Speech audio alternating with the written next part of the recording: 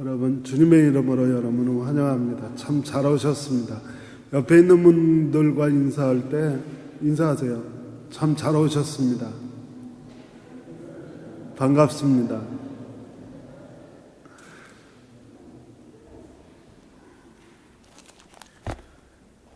오늘은 지겐에 가면서 지겐에 어제 눈이 많이 왔대요.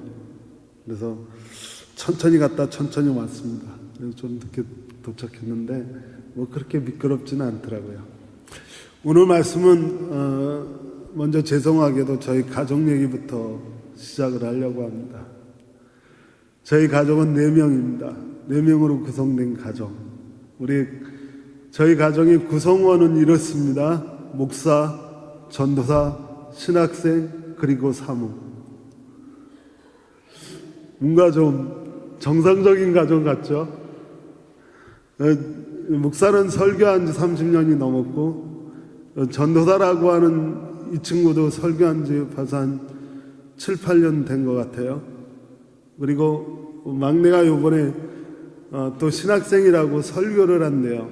얼마 전에 여자의 막내가 어떤 설교 본문을 가지고 설교를 하겠다고 준비를 했었는데 잘 안 된 것 같아요. 그래서 카톡으로 아빠한테 아빠 도와줘. 그래서 제가 뭐라 그랬을 것 같아요? 안 돼, 이렇게 얘기는 못해요. 제가 뭐라고 얘기했냐면 자기가 할 일은 자기가 합시다, 이렇게 얘기를 했어요. 그랬더니 너무 안 돼요, 이 말을 쓰기 싫어서. 자기가 할 일은 자기가 합시다 그랬더니 그 여자아이가 삐졌나 봐요. 치하고 나가버리는 것 같더니 조금 있다 오빠가 그 모습이 안 된 것 같으니까 오빠가 옛날에 한 설교인데 부끄럽지만 한번 봐, 그러고 설교문을 딱 넘겨주길래 중간에 그걸 딱 잡아챘어요. 뺏은 게 아니라 넘겨준 걸 제가 다시 다운받아서 읽어봤더니 그 안에 있는 얘기가 꽤 오래전에 제가 설교를 했던 내용의 예화가 그 설교의 중심이더라고요. 마음이 좀 그랬습니다. 바로 그 얘기로 오늘 말씀을 시작하려고 저희 가족 얘기를 한 거예요. 무슨 얘기가 쓰여 있었냐면, 저도 이게 참 오래되긴 하지만 굉장히 잘 알려진 이야기고 여러분 혹시 아는 얘기일 수도 있어요. 어떤 유명한 목사님 얘기라고 하는데 제가 가물가물해요. 네, 이런 얘기입니다. 벌거벗은 아들이라고 하는 내용인데 6.25 전쟁, 한국전쟁 때 이야기입니다. 겨울에 한 여인이 갓난아기 하나를 안고 피난길을 나섰습니다.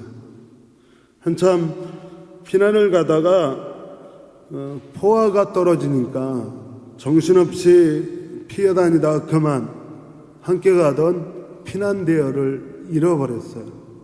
그리고 혼자 산속에 남겨졌습니다. 혼자가 아니죠. 갓난아기를 안고 산속에서 혼자 버려졌어요. 근데 겨울이니까 더군다나 산속인데 얼마나 추웠겠어요. 추위가 몰아쳐 오는데 길은 잃어버렸고 또 눈이 오기 시작을 합니다. 그러니까 힘이 더 들겠죠. 그렇게 추위에 떨고 눈에 막히고 그리고 길 잃어버리고 헤매고 그러니까 허기도 지고 결국 이 여인은 죽은 힘을 다해서 굶주림과 추위에 싸우다가 결국 지쳤습니다. 조그만 다리 밑에 너무 지쳐서 쓰러져 있는데 갓난아기는 계속 울고 추워서 배고파서 이 여인이 죽음이 다가오고 있다라고 하는 사실을 알았습니다. 대신 어린아이는 살려야 되기 때문에 이 여인이 자기도 그렇게 많이 입지 않았나 봐요. 자기가 입고 있던 옷을 하나하나씩 벗기 시작을 했습니다. 자기가 입고 있던 옷을 벗어서 아이를 쌓아줬어요. 결국은 자기가 벌거벗고 자기가 입던 옷으로 아이를 다 쌌습니다. 그리고 조금 있다가 추위와 굶주림에 이 여인은 숨을 거두고 말았습니다.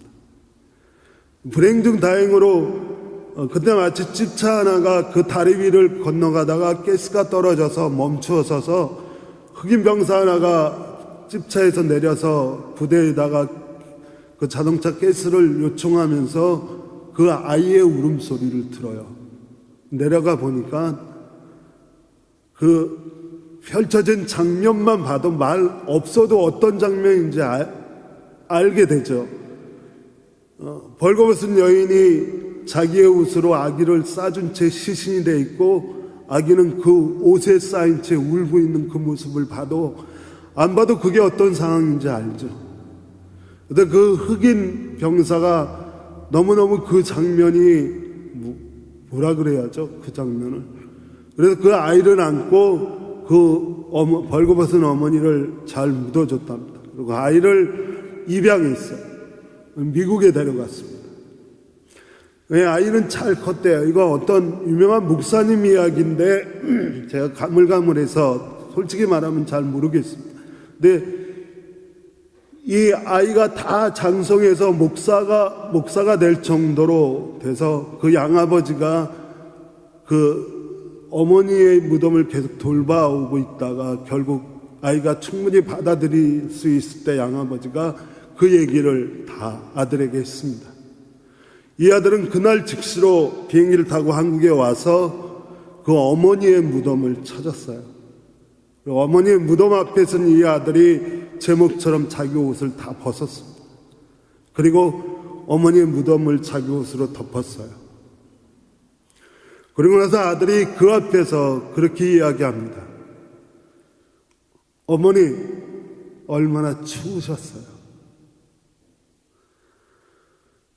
이제부터는 제가 어머니가 아니라 이 세상에 벌거벗은 사람들을 위해 살겠습니다. 아마 저는 이 이야기를 하면서 그 세 자짜리 단어를 이야기했는데 그건 사모곡. 어머니가 너무 그리워서 부르는 노래죠.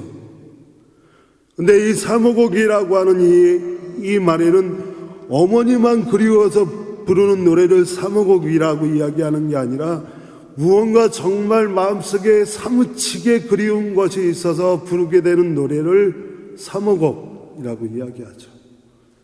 그죠? 그래서 오늘 본문을 보니까 바로 그 이야기가 생각난 거예요. 오늘 본문은 역시 그 벌거벗은 아들이 어머니를 그리워하면서 어머니 추우셨죠. 당신의 생명으로 내 생명을 구해주셨습니다 라고 하는 그 어머니를 그리워해서 부르는 사모곡, 그 사모곡과 마찬가지로 또 하나의 사모곡을 오늘 본문에서 발견하게 됩니다. 오늘 본문 단 하나의 소원이라고 이야기하는 이 시편 27편의 시인이 부르는 사모곡의 그 정말 간절하게 마음속으로 절실하게 그리워하는 그것은 바로 성전입니다. 하나님의 성전. 그래서 시인은 그렇게 오늘 단 한 가지가 뭐냐 하면 자기의 소원, 자기가 부르는 사모곡의 내용이 뭐냐 하면 하나님의 집에서 살면서 하나님의 자비로우신 모습을 보면서 하나님의 성전에서 하나님과 의논하면서 살아가는 것, 그것이 내가 부르는, 시인이 부르는 사모곡이다라고 이야기합니다. 그래도 오늘 보면 시편 27편 4절을 옛날 개역 개정으로 읽어드리면 이렇습니다. 내가 여호와께 바라는 한 가지 일, 그것을 구하리니 곧 내가 내 평생에 여호와의 집에서 살면서 여호와의 아름다움을 바라보며 그의 성전에서 사모하는 그것이다. 시인은 하나님의 집, 하나님의 성전, 시편 11편의 시인은 성전은 하나님이 거하시는 곳이다. 주께서 그의 성전에 계시다라고 노래하는 것처럼 하나님이 계신 그 성전에 대해서 사모곡을 부르고 있습니다. 그러면서 내가 성전을 이렇게 사모하는 이 마음을 가지고 부르는 이 사모곡 때문에 제 날이 많이 오면 하나님께서 절대 나를 버리지 마십시오. 하나님 절대 하나님의 얼굴을 나에게서 숨기지 마십시오. 하나님 나를 물리치지 마십시오. 하나님 나를 외면하지 마십시오. 하나님 나에게 노하지 마십시오. 내가 하나님 계신 곳에 대해 열정적인 그리움이 있습니다. 사실 성전 이야기를 하면 제일 먼저 기억나는 사람이 성경에서 사무엘이라고 하는 사람입니다. 사무엘은 이스라엘의 마지막 사사이자 예언자이자 지도자였습니다. 사무엘의 생애를 보면 사무엘은 예언자며 사사며 이스라엘을 이끌고 가는 지도자이면서도 성경에 그가 그 일들을 감당하면서 그렇다 할 만한 실수 없이 그 일들을 잘 마무리하고 감당해 갔던 사람 중에 하나입니다. 그가 사울도 하나님의 명령대로 이스라엘의 왕으로 세웠던 사람이고 다윗도 이스라엘의 왕이 되도록 만든 사람이 사무엘입니다. 사무엘의 무엇이 사무엘을 사무엘 되게 했을까? 사무엘이라고 하는 사람, 이 사람의 탄생 아시잖아요. 남편 엘가나의 사랑을 애절하게 받던 한나라고 하는 여인이 마음의 답답함과 억울함 때문에 하나님의 성전에 나갑니다. 그래도 그 마음에 답답하고 그 마음에 억울한 것을 하나님 앞에 풀어놓기 시작했던 사람이 한나입니다. 그리고 성전에서 그가 하나님과 해결하려고 하자 하나님 그의 기도를 들으셨어요. 그리고 응답하셨죠. 그 응답이 사무엘이었습니다. 그러자 이 여인은 사무엘을 하나님 앞에 서원한 대로 하나님의 성전에서 성장하게 만듭니다. 그래서 정말 사무엘은 성전에서 살고 성전에서 먹고 성전에서 생각하고 성전에서 일하던 사람입니다. 그의 삶이 성전과 떨어질 수 없는 하나님의 집과 그리고 교회와 떨어질 수 없는 사람이었기에 그는 큰 실수 없이 그 일을 감당할 수 있었습니다. 어머니 한나가 마음의 답답함과 억울함을 가지고 성전에 나갔듯이 여러분은 마음이 답답하고 억울함이 생기면 어디로 가십니까? 일전에도 한번 말씀드렸습니다마는 사무엘과 비교할 수 있는 이스라엘의 예언자 중에 한 사람은 이사야입니다. 예언자 에스겔, 에레미야, 여러 사람이, 엘리사 여러 사람이 있겠지만 이사야가 가지고 있는 그 기간이며 그가 전했던 하나님 말씀의 양을 보면 대예언자라고 이야기해도 흔들림이 없습니다. 그 이사야가 제일 처음 느꼈던 게 그 영적 민감함을 가지고 느꼈던 게 자신의 조국과 민족의 풍전등화 앞에 놓였다라고 하는 사실을 알았다고 일전에 한번 말씀을 드렸습니다. 그래서 이사야서 6장에 이사야가 하나님 말씀을 받으러 나가는 소명장이라고 이야기하는 6장의 시작이 바로 우시야 왕이 죽던 해라고 그래서 우시야 왕이 죽던 해라고 하는 그 설명을 일전에 설교 시간에 한번 말씀드린 걸로 기억합니다. 간단하게 이야기하면 우시야 왕이 죽던 해에 그가 그렇게 사랑하는 민족과 조국이 풍전등화 앞에 놓이는 시기예요. 민족이 문제가 생긴 거예요. 바람 앞에 꺼져가는 촛불이 된 민족의 문제가 생기면 어디로 갑니까? 여러분의 삶 속에, 지금 우리의 삶 속에 정말 거대한 바람이 불어와서 내 삶이 마치 그 앞에 놓여있는 촛불과 금방 꺼질 것 같은 촛불과 같은 인생이 되었을 때 여러분 그 문제를 가지고 어디로 향하십니까? 이사야는 영적 민감함을 가지고 민족과 조국이 정말 어려운 처지에 빠지자마자 그런 그 문제를 가지고 하나님의 성전으로 올라갑니다. 기도합니다. 거기서 그 성전 안에 가득한 하나님의 영광을 보게 되고 그 하나님이 자신에게 주시는 말씀을 따라 이스라엘 민족이 그 풍정등화와 같은 그 민족의 현실을 벗어날 수 있는 방법을 하나님으로부터 듣는,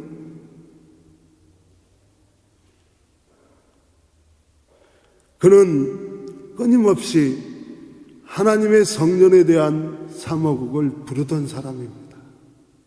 멀어지지 마라. 너의 위로가 어디서부터 올 것 같으냐? 너희가 이길 수 있는 힘과 용기가 어디서부터 올 것 같으냐?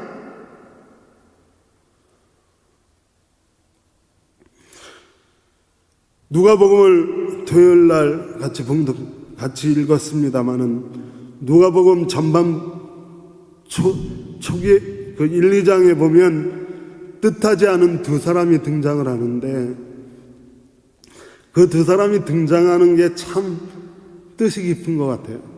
그 다음부터는 전혀 등장하지 않는 사람인데 시므온이라고 하는 사람과 안나라고 하는 사람이 있어요. 누가복음에 보면 시므온이라고 하는 사람은 뭐라고 설명하냐 하면 나이가 많은 사람. 나이가 많아도 굉장히 많았나 봐요. 그리고 설명하길 시므온이라고 하는 사람은 의로운 사람이고 경건한 사람이다 라고 이야기합니다. 그리고 누가복음이 증언하길 그 시므온이라고 하는 그 사람은 의로운 사람과 경건한 사람뿐만 아니라 이스라엘의 위로를 기다리는 사람이었다라고 이야기합니다. 그리고 말씀에 이야기하길 바로 그런 의롭고 경건하며 이스라엘의 위로를 기다리는 그 사람에게 성령이 지시하셨다. 성령이 두 가지를 지시했는데 한 가지는 이스라엘의 위로를 보기 전에 넌 죽지 않을 거야 라고 하는 지시와 또 한 가지는 너희가 이스라엘의 위로를 보기 전까지는 성전을 떠나지 마라.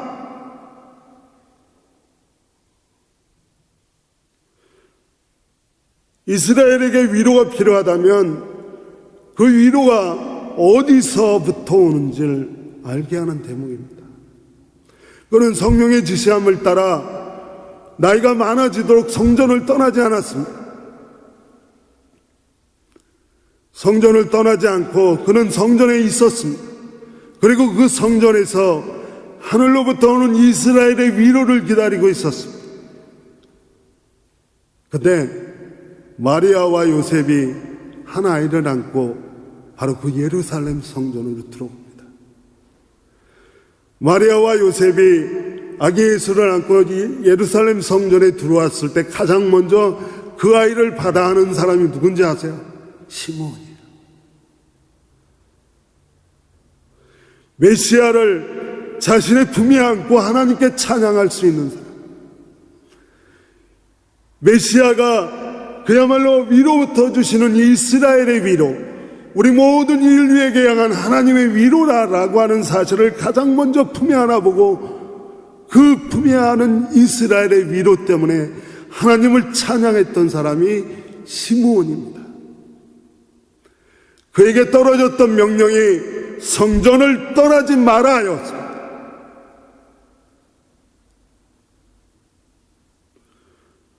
근데 그 곁에 나이든 여인이 또 하나 있었대요.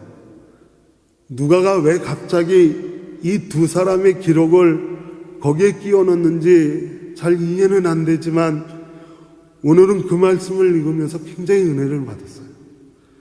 그 옆에 뜻하지 않은 한 여인이 있었는데 안나라고 하는 여인이고, 누가복음은 이 여인에 대해서 뭐라고 설명하냐 하면 나이가 많은 여선지자 하나가 그 곁에 있었다라고 이야기합니다.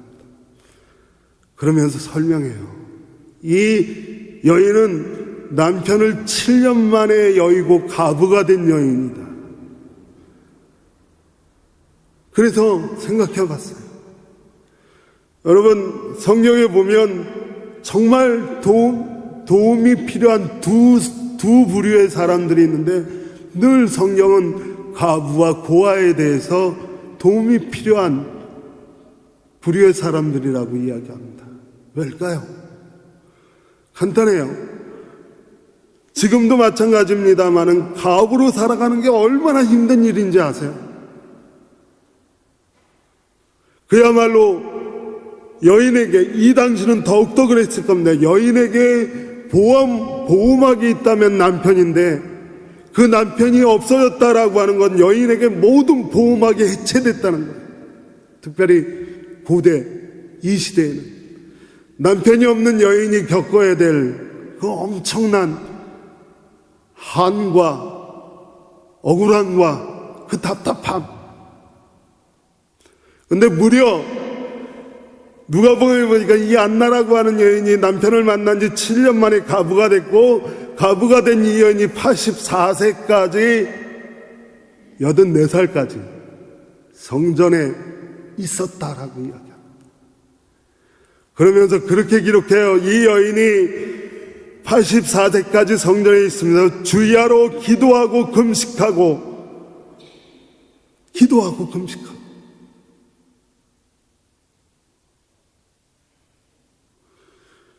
이 여인이 시몬의 품에 있던 그 어린 아기 예수를 이 안나라고 하는 여인이 안아요. 결국 이스라엘의 구원, 이스라엘의 위로, 전 인류를 향한 하나님의 위로를 처음으로 맞이할 수 있는 그 방법은 이 여인이 어찌됐던지 간에 그 억울한 사정, 자신의 보호할 수 있는 보호막이 다 해체되자 결국 나를 보호하실 분은 하나님밖에 없고, 그 하나님이 나를 보호하실 장소는 하나님의 성전이니 이 여인은 남편을 잃자마자 성전에 올라와서 주야로 기도하고 금식하고 그렇게 84세까지 살다가 정말 그의 그 고달픈 삶을 위로해 줄 수 있는 유일한 분, 메시아이신 예수 그리스도를 앉잖아요.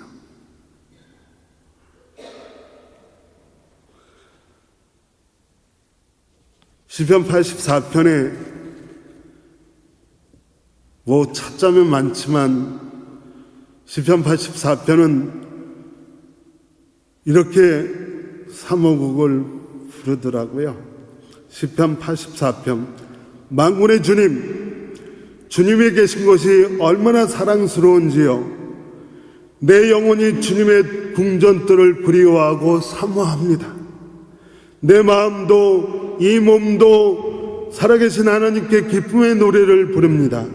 만군의 주님, 나의 왕이시여, 나의 하나님이시여, 참새도 주님의 제단 곁에 대는 제 집을 짓고 제비도 새끼칠 보금자리를 얻습니다. 주님의 집에 사는 사람은 복됩니다. 그들은 영원토록 주님을 찬양합니다. 시편 84편의 시인은 노래합니다. 내가 정말 하나님의 집이 너무 아름다워서 그 주님의 궁전의 뜰이 그립고 사모하다. 그리고 당신은 살아계시고 당신은 나의 왕이시며 당신은 나의 하나님이시며 당신은 나의 주인입니다. 그래서 당신 곁에 있을 때는 제비도 참새도 제가 있을 곳을 찾을 수 있다. 그래서 성전에 있는 모든 사람은 복됩니다. 사랑하는 여러분, 저는 오늘 여러분과 함께 사모곡을 노래하길 원합니다. 그 사모곡의 대상은 바로 하나님의 성전입니다. 하나님의 성전을 떠나지 마십시오. 늘 하나님의 성전에 대해서 그리워하십시오. 늘 하나님의 성전을 사모하십시오. 하나님의 성전을 사모하고 그리워하고 하나님의 성전을 떠나지 않는 사람들에게 하나님의 위로가, 마음속에 있는 답답함과 우리가 풀어야 될 절대절명의 문제들이 해결이, 여러분이 성전을 떠나지 않고 그 성전을 그리워하며 사모할 때 하늘로부터 오심을 믿으시기 바랍니다. 말씀을 마치면서 미래학자들이, 우리가 미래라고 하는 말을 라틴어로 두 가지가 있다 그래요. 하나는 퓨투룸이라고 하는 단어이고, 하나는 우리가 대강절 때 쓰는 어드벤투스라고 하는 단어인데, 퓨투룸이라고 하는 이 단어는 미래는 만들어가는 미래래요. 사회적 미래. 그러니까 내가 수고하고 땀 흘려서 만들 수 있는 미래. 여러분, 퓨투룸도 아름다운 미래가 되시길 바랍니다. 일상의 삶 속에서 여러분이 땀 흘리고 그리고 수고해서 아름다운 미래, 여러분의 자녀들의 미래, 여러분들의 미래, 우리 모두의 미래를 만들어 가십시다. 그러나 오늘 말씀드리려고 하는 건 종교적 미래입니다. 어드벤투스는 퓨투름은 만들어가는 미래라고 하면, 어드벤투스는 하나님이 펼쳐져서 우리에게 보내시는 미래입니다. 성령의 미래가는 우리가 만들어가는 미래가 없습니다. 하나님이 펼치셔서 우리에게 보내시는 미래를 우리가 만나는 겁니다. 그래도 우리의 상황은 필요 없어요. 우리가 가부이든 아이가 없는 아이든 한나 같은 여인이든 그런 건 다 소용없습니다. 하나님이 펼치셔서 보내는 미래를 만날 수 있는 방법은 성전을 떠나지 않는 겁니다. 하나님은 전능하신 하나님이시고, 그분은 우리를 높이시기를 원하시며, 우리를 에워싸는 원수들 앞에서 그들을 내려보며 우리가 환송을 부르는 날을, 우리가 재난의 날에는 우리를 승리시고 보호하시는 하나님이 준비하신 펼쳐놓으신 미래를 우리에게 보내셔서 우리는 이 성전에서 어벤투스의 미래를 만나는 저와 여러분이 되시길 주님의 이름으로 축원합니다. 기도하겠습니다. 하나님, 성전을 떠나지 않고 성전을 그리워하며 성전을 사모하는 마음 우리에게도 있게 하여 주옵소서. 우리가 세상에서는 우리가 만들어가는 미래를 만들겠지만, 하나님의 성전을 떠나지 않을 때 하나님께서 펼치셔서 우리에게 보내주시는 미래를 만나게 하여 주옵소서. 거기서 환호하게 하시고, 거기서 노래하게 하시고, 거기서 찬양하게 하여 주옵소서. 주여, 우리를 도우소서. 우리를 피하지 마시고, 우리를 외면하지 마시고, 우리의 기도를 들으시고 우리의 기도에 응답하여 주옵소서. 우리의 구원을 이루소서. 예수님의 이름으로 기도합니다. 아멘.